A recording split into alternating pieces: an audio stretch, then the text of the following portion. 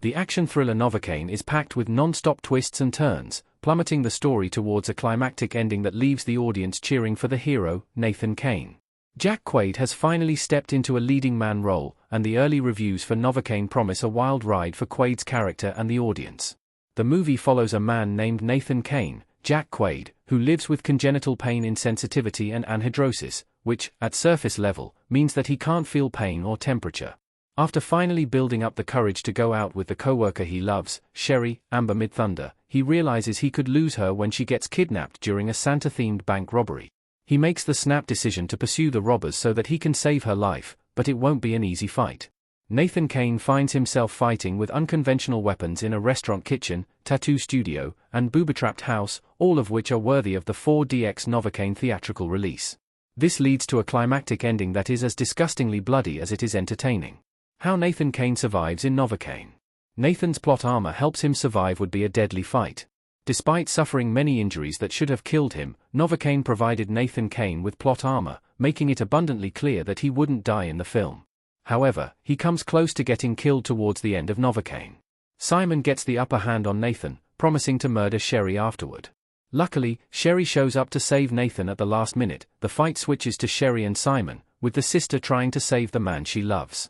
Nathan swoops in at the end of the fight, using his arm bone to stab the robber, a grotesque and memorable way for Novocaine's climax to end.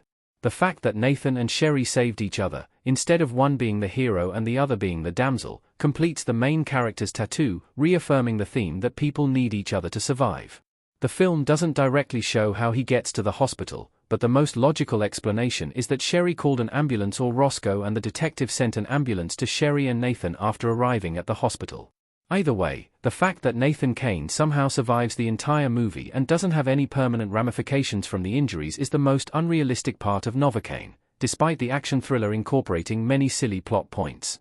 Novocaine's big twist, Sherry's involvement in the heist and connection to the robbers explained. Sherry took the job at the bank to gain information for the robbery. Although she's initially presented as the damsel in distress love interest of Nathan Caine, Novocaine offers a fun twist for the character. She's in on the robbery. The trailer teased Novocaine's big twist by having the robbers take Sherry from the bank without keeping a gun to her head, and she's not shown being tied up.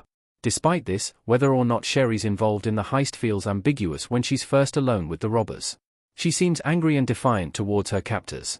However, by the end of the scene, they reveal that she's the sister of Simon, one of the villains.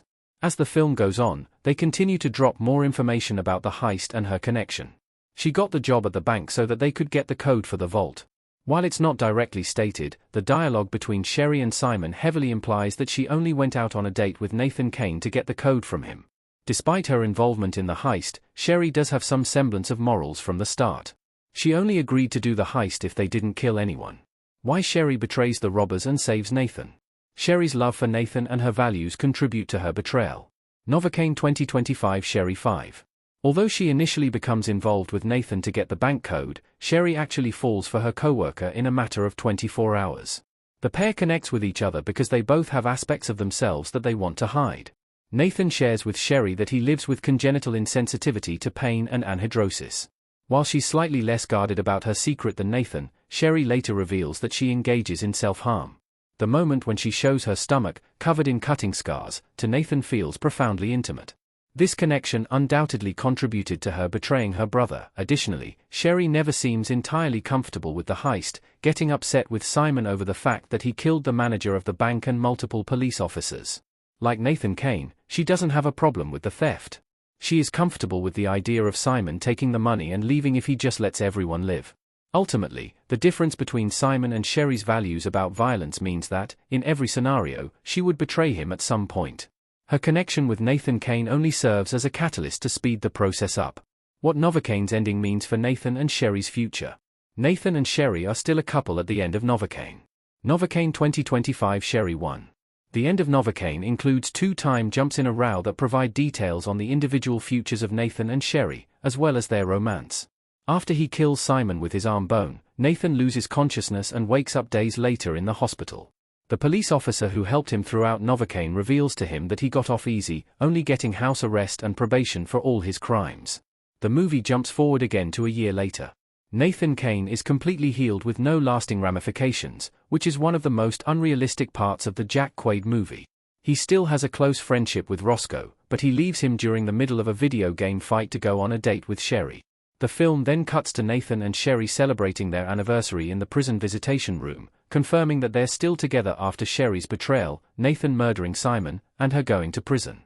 Nathan is counting down the days until she gets out, proving that he's just as in love with her as she was when they went on their first date. However, the fact that he eats the cherry pie indicates that he isn't spending the time Sherry's in jail removing himself from society like before. Sherry taught him to take risks, and he continues to do so even without her by his side.